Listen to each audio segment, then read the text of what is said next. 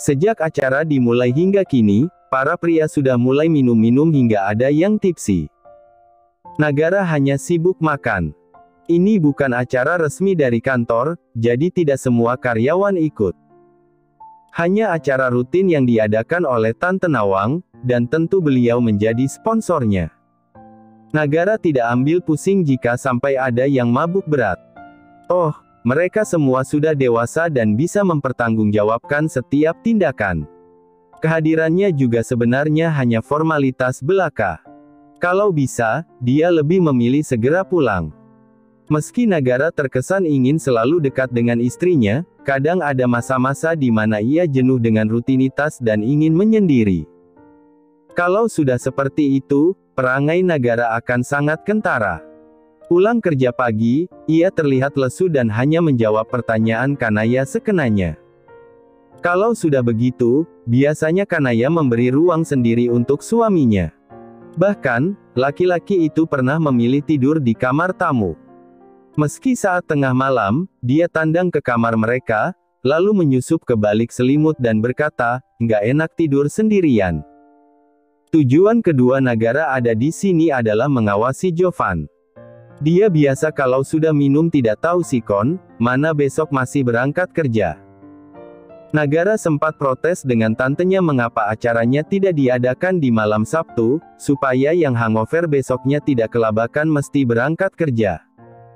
Namun, kata Tante Nawang, hari Jumat beliau sudah berangkat ke London untuk mengistirahatkan pikiran. Dan tidak seru jika ia yang bayar tetapi tidak ada kehadirannya. Kendali pusat perusahaan dipimpin oleh Nagara. Meski demikian, Tante Nawang masih memiliki andil sebagai salah satu pemegang saham terbesar di Cokro Company. Dan beliau memiliki wewenang dalam hal manajemen perusahaan. Tante Nawang memiliki 2 anak. 1 laki-laki dan 1 perempuan. Yang tertua, anak laki-lakinya, mengambil pendidikan S3 di luar negeri. Dia juga tidak terlihat tertarik untuk terjun ke bisnis keluarga. Yang 1 lebih tertarik pada bidang skincare dan menekuni bidang tersebut. Udah, Jo. Lo kalau kobam ngeselin, Nagara mencegah Jovan yang ingin kembali meneguk segelas bir di depannya. Selain omongannya yang melantur, kadang Jovan juga bisa melakukan tindakan konyol. Yang terakhir, Nagara mesti sabar ketika menjemput Jovan yang sudah mabuk berat di sebuah pub, lalu mengantarnya pulang. Sampai apartemen, Jovan berlalu ke kamar mandi, lalu muntah. Hamdallah, kalau sampai Jovan muntah ketika Nagara papah, laki-laki itu yakin akan menelantarkan Jovan begitu saja di depan pintu unit apartemennya. Belum habis sampai situ, dengan wajah yang memerah dan mata yang sayu, Jovan tiba-tiba menangis sesenggukan dan menurunkan celananya. WHATDFUCK. 4 Nagara seketika dan membuang muka. Asistennya itu menangis dan melihat tubuh bagian bawahnya sendiri. Burung gue nggak ada. Hilang. Huhuhuhu. Karena kesabaran Nagara sudah habis dan matanya ternoda dengan sempak gambar Spiderman yang laki-laki itu kenakan, segera saja Nagara lempar tubuh bagian bawah Jovan dengan gumpalan handuk. Tepat mengenai pusatnya. Itu otong lo anjir. Kali ini Nagara tidak mau kecolongan lagi. Gue masih sadar elah, kata Jovan. Sekarang emang masih. Tapi kalau nggak gue cegah sejak dini, lo bakal beneran teler, balas Nagara. Jovan memutar bola matanya. Apalagi saat Nagara mengambil gelas dalam genggamannya dan meletakkannya di meja. Semua tindakan itu tidak luput dari pandangan para karyawan, dan mereka makin yakin ada affair antara bos dan asisten itu. Lo beneran kuat bawa mobil kan, Jo? Tanya Nagara untuk kesekian kali sebelum Jovan menutup pintu mobilnya. Berat. Gue nggak kuat. Lo kuat. Jawab Jovan. Maksud gue nyetirnya. Jangan bikin gue emosi deh, kata Nagara. Jovan terkekeh. Bisa. Khawatir amat. Benar. Kalau nggak, telpon adek lo deh. Lagi di apartemen lo kan? Suruh ke sini naik ojol. Terus dia exploded yang nyetirin lo, saran Nagara. Oh iya, Safir beneran tandang ke apartemen Jesuaf Jovan guna mengambil photocard yang abangnya katakan. Sayang benda tersebut masih Jovan bawa. Dan adiknya setia menunggu di tempatnya. Gue masih sadar elah, kata Jovan. Ini berapa coba? Nagara menyodorkan 3 jarinya. Jovan melongo sesaat sampai akhirnya mengerang. 3. Gue cuman pusing dikit, bukannya buta, Gar. Akhirnya Nagara percaya dan memundurkan badan, mempersilakan asistennya itu pulang. Acara malam ini tidak berlangsung hingga sangat larut. Hanya selesai di jam 10. Saat Nagara berbalik dan akan masuk ke dalam mobilnya, ia mendapati karyawan perempuan masih berdiri di area parkiran. Sendirian. Seingat Nagara, dia dari divisi pemasaran. Tapi dirinya lupa namanya. Karena si perempuan celingukan ke sana kemari dan tertawa, enggak, dia hanya celingukan entah mencari apa, akhirnya Nagara menghampiri. Sebelum sempat dirinya bertanya, perempuan itu sudah lebih dulu menyadari keberadaannya. Pak Gara, kamu kenapa belum pulang? Tanya Nagara. Lagi nunggu dijemput pacar saya, Pak. Tapi nggak tahu juga, dari tadi belum datang. Tahu begini tadi saya ikut teman yang lain, jawab Aca. Pesen ojol. Saran Nagara tidak yakin. Kamu dari divisi pemasaran kan? Yang diajak bicara tersenyum lebar. Iya, Pak. Saya Aca. Nagara mengangguk mengerti. Walau tidak yakin dia akan mengingat nama perempuan itu lagi atau tidak saat mereka berpapasan atau tidak sengaja bertemu di kantor. Ini dari tadi sudah pesan, tapi di-cancel terus nggak tahu kenapa, Pak, keluh Aca. Oh, oke. Kalau gitu saya duluan, kata Nagara. Nagara meninggalkannya begitu saja lalu masuk ke dalam mobil. Dia bilang mau menunggu pacarnya, kan? Jadi ya sudah. Namun, begitu menyalakan mesin mobil dan bersiap pulang, Aca masih saja berdiri di tempat semula, semakin gelisah. Sudah semalam ini agak susah mencari taksi di daerah tersebut. Akhirnya, Nagara mematikan mesin mobilnya kembali dan inisiatif memesankan ojol, namun tidak kunjung dapat. Mata Nagara melirik Aca sekali lagi, yang kini sudah berada di tepi jalan raya. Nagara, Nay, ada karyawan perempuan yang mau pulang. Katanya dijemput pacarnya, tapi nggak datang-datang. Nagara, pesan ojol di-cancel terus. Nagara, di aku juga nggak dapat. Kalau aku nganter dia pulang dulu, kamu keberatan nggak? Takutnya kalau ditinggalkan begitu saja, dia malah kepikiran. Kasihan juga. Pesannya tidak kunjung mendapat jawaban, bahkan hanya centang 1. Dapat dipastikan Kanaya sudah terlelap. Namun, dia tetap gusar jika tidak mendapatkan izin. Jadi, Nagara menelpon. Hingga 3 kali dan tidak diangkat oleh Kanaya. Nagara, Nay, aku izin nganterin dia ya. Malam pertama Hera dan Haidan di kamar hotel, mereka buka-buka kado sampai jam 3 pagi. Soal pengakuan jujur Haidan, itu hanya dianggap angin lalu oleh si empunya sendiri. Dia malah mengalihkan topik pembicaraan saat Hera bertanya, "Ayo, mau sekarang?" Abis itu, mereka ketiduran. Bangun-bangun sudah pagi dan segera cabut. Rencana mau ke apartemen Hera setelah mengantar seluruh keluarga si perempuan ke bandara, guna pulang ke kampung. Tadinya Hera mau menyuruh orang tuanya tinggal paling tidak 3 hari ke depan, biar keluarga yang lain saja yang pulang dulu. Namun, mereka menolak, sebab sudah di sana bahkan 2 hari sebelum resepsi. Setelahnya, sampai di apartemen Hera dan berniat goleran juga tidur sampai sore, sebab masih mengantuk dan badan terasa pegal-pegal setelah kemarin standby berdiri sepanjang hari. Tahu-tahu Mamah nelpon dan menyuruh 2 pasutri itu tidur di rumah malam ini. Kamu tuh mentang-mentang udah nikah, jadinya mau sama Hera terus. Mamah juga mau ketemu mantu Mamah, omel Mamah Haidan di telepon. Iya, Mah. Iya. Abis ini Otu pulang, jawab Haidan. Kesepakatannya kan selagi belum nemu rumah yang cocok, kalian tinggal di sini dulu sementara, kata Mamah. Iya, Ndoro. Siap, balas Haidan. Papa Haidan menghadiahkan anaknya sebuah rumah untuk nantinya mereka tinggali. Beliau tidak memilihkan, hanya menyuruh Hera dan Haidan yang mencari sendiri, dan nanti beliau tinggal bayar. Tadinya mengusulkan jika ingin bangun sendiri, juga ada lokasi tanah yang strategis. Namun, Haidan sudah lebih dulu naksir ke sebuah rumah yang lokasinya tidak jauh dari rumah kedua orang tuanya, nggak mau jauh dari Mamah, katanya. Hanya belum mengajak Hera untuk melihat-lihat. Rencananya mau weekend saja, karena si pemilik yang sudah pindah juga mengatakan baru senggang di akhir pekan. Bulan ini juga masa sewa apartemen Hera berakhir, setelah dibayar selama 1 tahun. Disuruh pulang sama si Mamah, Ra, kata Haidan. Mana mungkin Hera menolak. Alhasil, dia segera beranjak dan mengambil beberapa helai baju. Haidan cuti kerja selama 3 hari, jadi sampai besok dia masih free. Beli jajan dulu, yang, ucap Hera saat sudah masuk ke dalam mobil. Haidan menurut dan berhenti di depan sebuah minimarket.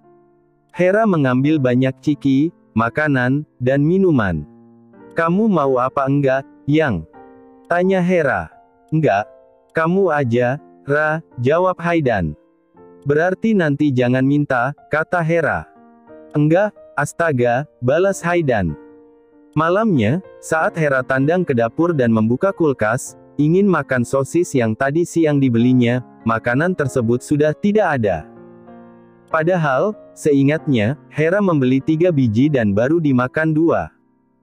Dia tidak merasa jaim atau gimana-gimana, sebab sudah akrab dengan kedua orang tua Haidan. Apalagi dengan papahnya, sudah seperti besti. Cari apa, Ra? Tanya Mamah menghampiri dari belakang. Hera lalu menoleh. Sosis yang tadi siang Hera beli, Mah. Barusan Idan makan sosis sambil nonton TV tahu, ucap si Mamah dengan nada julid.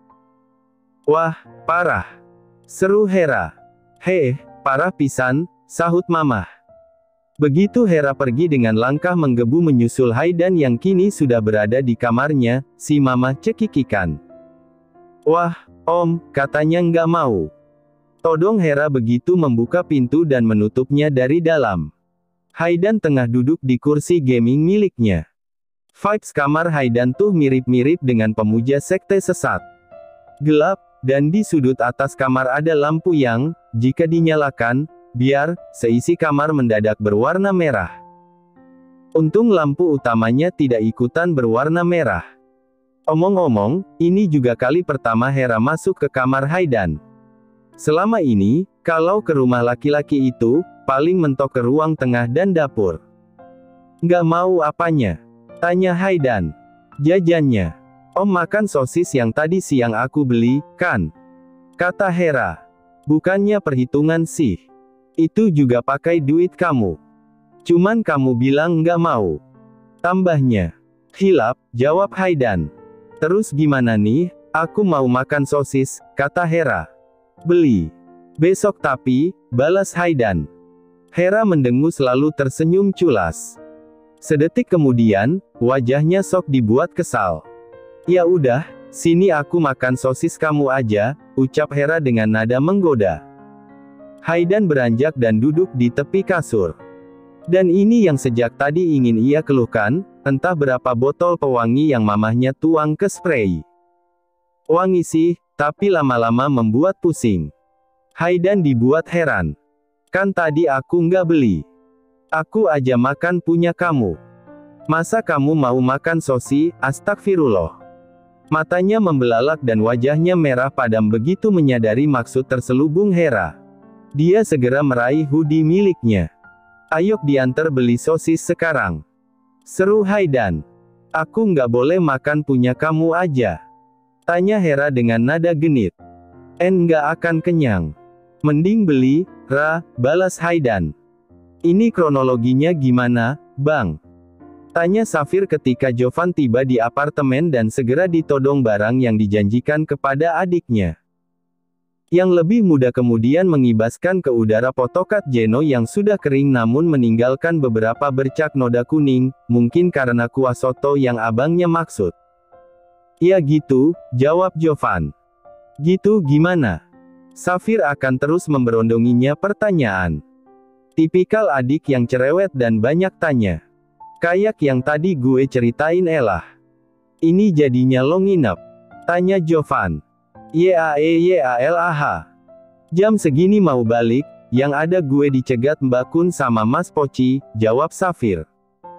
Saat ini, Safir masih kuliah, semester 5.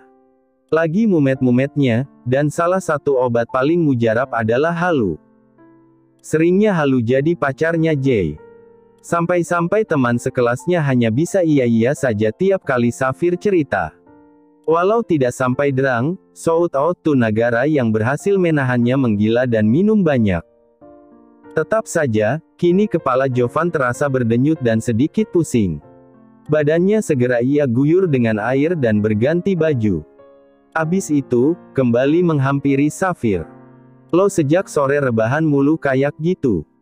Tanya Jovan, lalu duduk di sebelah Safir dan meminta adiknya mengeringkan rambutnya dengan handuk. Iya. Tapi capek tahu, Bang, jawab Safir. Capek mikir. Todong Jovan, melihat wajah semrawut Safir. Iya. Beneran capek. Orang-orang tuh tiap kali gue bilang gue capek, pasti dijawabnya, lah, capek ngapain? Seharian juga cuman bengong, duduk, makan, rebahan. Nggak kerja atau ngapa-ngapain, cerita Safir. Padahal mah capek nggak hanya soal fisik, kan? Kata Jovan. Mikir apa? Tanya Jovan skeptis. Tumben banget Safir mikir sampai kelihatannya mau tipes. Abang gue kok belum punya pacar ya sampai hari ini, jawab Safir. Si adik tidak mungkin jujur berkata capek kuliah, yang ada malah membuat abangnya kepikiran.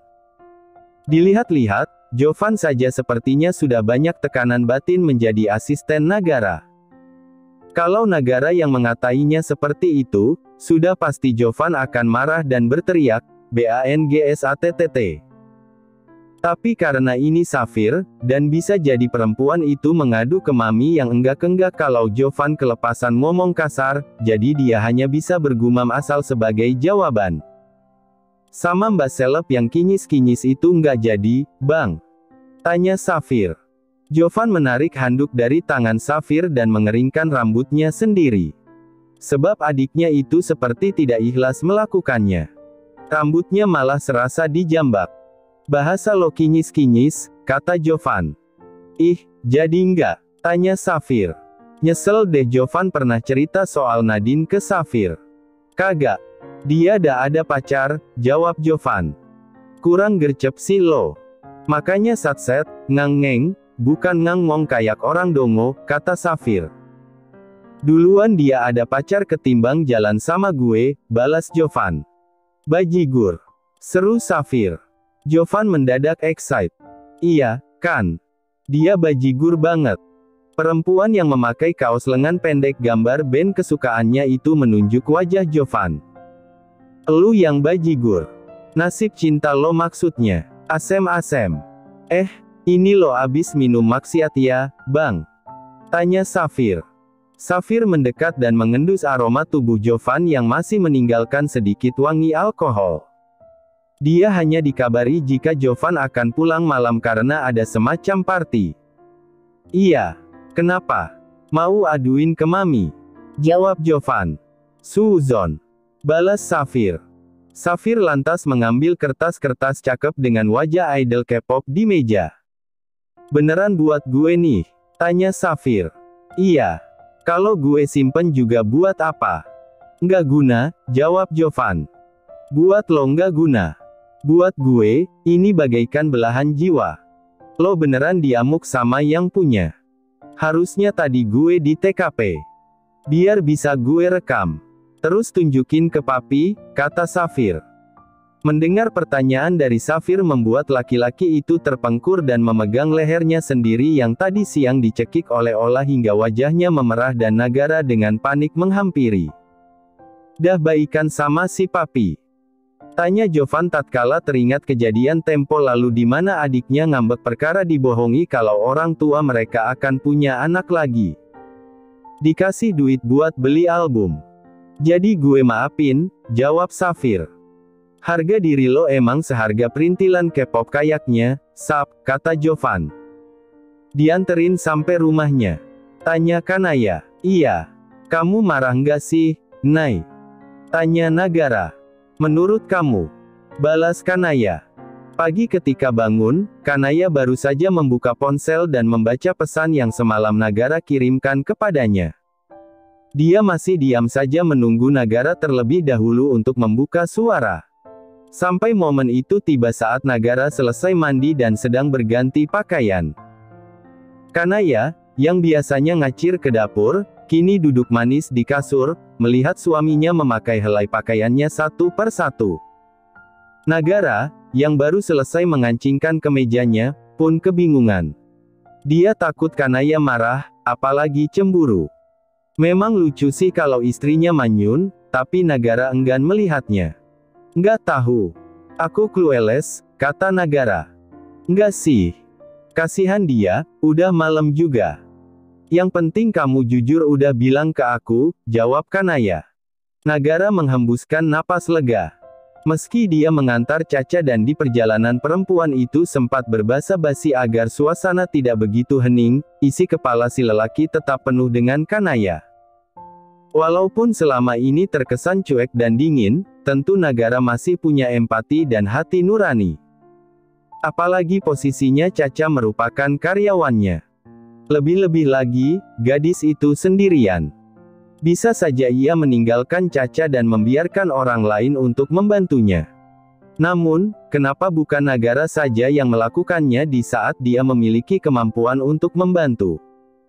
Omong-omong, basa-basi dari Caca sangat kontroversial. Sebab dia berkata, Pak Gara sama Pak Jovan kelihatan mesra banget ya. Mesra gimana? Tanya Nagara. So sweet, jawab Caca. As a friend, kata Nagara. Kayak orang pacaran, jawab bocah yang ternyata merupakan anak magang di divisi pemasaran. Oke, besok Nagara akan mendiskusikan hubungannya dengan Jovan. Dia tidak mau terkena isu suka sesama jenis part 2. Lagian, kan, orang kantor sudah tahu jika ia telah menikah dengan Kanaya. Tapi serius, aku bukan mau modus apa gimana-gimana, Nay, kata Nagara. Iya, jawab Kanaya.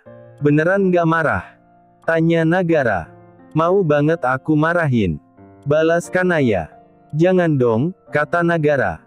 Nagara lantas duduk di sebelah Kanaya, menatap wajah istrinya itu lama. Dari yang tadinya melihat ke arah mata, kini mulai turun ke hidung, lalu bibir. Kemudian kembali menatap mata Kanaya. Melihat gelagat suaminya, Kanaya berucap, mau cium. Seperti anak anjing yang baru saja diajak bermain, Nagara terlihat sangat antusias. Lalu mendekat dan menempatkan kedua tangannya di pinggul Kanaya. Satu kecup berhasil Nagara curi dari bibir Kanaya. Padahal, sang istri sudah memejamkan mata. Nagara lantas menjauh dengan seringai kecil di bibirnya. Kanaya, yang merasa malu dan kegeeran karena dipikir akan lebih dari sekadar menempel, akhirnya kedua pipinya memerah. Jahat banget, katanya. Jahat kenapa, Ai? Tanya Nagara. Kamu ngarep lebih? Tanya Kanaya dengan nada genit. Enggak, jawab Nagara. Sang istri kemudian beranjak. Akan tetapi, Nagara menarik tangannya dan membuat si perempuan jatuh di pangkuannya. Lalu memonyongkan bibirnya, menyuruh Kanaya memulai duluan. Kamu coba yang mulai. Biasa aku terus, kata Nagara. Sebetulnya, bukan karena selama ini hanya Nagara saja yang selalu ingin melakukan skinship. Hanya saja, Kanaya selalu bingung dan kikuk untuk memulai duluan. Dan berakhir memberikan kode-kode, yang kadang bahkan tidak Nagara mengerti, sampai laki-laki itu berkata, to the point aja, Nay. Aku bukan anak pramuka yang paham banyak kode.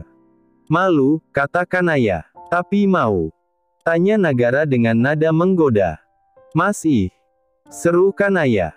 Makanya coba kamu yang gerak duluan, ucap Nagara, lalu kembali memajukan bibirnya. Lo abis jatuh apa gimana? Tanya Jovan. Kepentok, jawab Nagara, mengusap bibir bagian bawahnya sendiri yang terluka dengan senyum lebar. Kini Jovan sedang berada di dalam ruangan Nagara, menunggu sebuah dokumen untuk selesai ditandatangani. Hingga matanya gagal fokus dengan bibir Nagara dan membuatnya bertanya secara informal. Pintu, tanya Jovan. Bibir Nay, jawab Nagara. Nyesel gue nanya, kata Jovan. Abis tidak sengaja menggigit bibir bagian bawah Nagara, Kanaya kaget dan berniat menjauhkan wajah. Tetapi laki-laki itu menahan tengkuknya dan tetap melanjutkan sesi pertemuan dua bibir mereka tersebut. Anyway, Jo. Lo jangan sok deket sama gue ya, kata Nagara. Konteks? Tanya Jovan. Demi kebaikan lo juga. Takut lo nggak laku-laku dikira kaum pelangi, jawab Nagara. Jovan mendelik. Memang benar, sepertinya, perkataan kalau sudah menikah akan tahu banyak kebiasaan-kebiasaan dari pasangan. Hera pikir ia tidak akan mengalami masa tersebut. Soalnya, sejak mereka masih pacaran, Haidan bahkan sudah sering ke tempatnya. Apartemen Hera serasa miliknya. Mereka juga tidur bareng. Tapi ternyata masih ada kebiasaan Haidan yang belum ia ketahui. Hera terbangun dari tidurnya ketika alarm di ponsel berbunyi tepat di jam 5 pagi. Biasa, dia juga bangun jam segitu, tapi kali ini butuh pengingat. Siapa tahu dia bangun kesiangan, kan malu. Kalaupun itu terjadi, sepertinya bukannya marah atau nyinyir, si mamah malah akan senyum-senyum jahil. Main sampai jam berapa nih? Paling beliau bertanya seperti itu. Membuat Haidan mesti menyeret mamahnya ke dapur dan berkata, "Mah, jangan ngomong aneh-aneh gitu dong." Loh, kenapa? Heranya aja biasa. Nyantai, jawab mamah. Aku yang malu, kata Haidan. Begitu si perempuan beranjak dan duduk, lalu menoleh, ia melihat Haidan yang tidak memakai kaos. Hera melotot, lalu melirik ke badannya sendiri, masih lengkap. Dilanjut menyibak selimut dan melihat tubuh bagian bawah Haidan. Celananya juga masih ada. Dengan iseng, Hera pencet-pencet perut suaminya. Meski bukan tipikal yang memiliki bentuk kotak-kotak seperti suami Kanaya ini, Hera bukannya lihat, tapi Kanaya sendiri yang cerita. Tapi perut Haidan tetap saja rata. Ternyata aksinya tidak membuat Haidan bangun. Hingga Hera mengecupi wajah Haidan dan meninggalkan satu bekas keunguan di leher laki-laki itu, lalu ngacir keluar. Loh, itu lehernya diplester gitu kenapa, Dan? Tanya papahnya saat mereka semua sedang sarapan bersama. Hera, yang sedang menunduk memakan sereal miliknya, pun terkikik. Sedangkan, sekuat tenaga, Haidan menahan wajahnya agar tidak berubah memerah. Digigit vampir, jawabnya asal. Aduh, ini dia mau nangis banget, kesal dan malu, campur aduk jadi satu. Untung waktu bangun, Haidan sempat ngaca dulu sebentar, lalu dia melotot saat melihat tanda yang Hera berikan. Alhasil, dirinya mogok bicara dengan Hera dan mengacuhkan perempuan itu sampai siang dengan asyik main game. Om, kalau nginep di tempat aku, nggak pernah buka-buka baju. Semalam kok nggak pakai baju, kenapa? Tanya Hera untuk kesekian kali. Si mama katanya tadi ngajak ke pasar. Aku ke bawah dulu, alibinya. Padahal, si mama sedang ngerumpi dengan tetangga sebelah. Nggak sengaja. Sahut Haidan cepat dan memutar kursinya guna mencegah Hera menemui mamahnya dan malah ikut ke pasar. Hah? Tanya Hera. Nggak sengaja dibuka.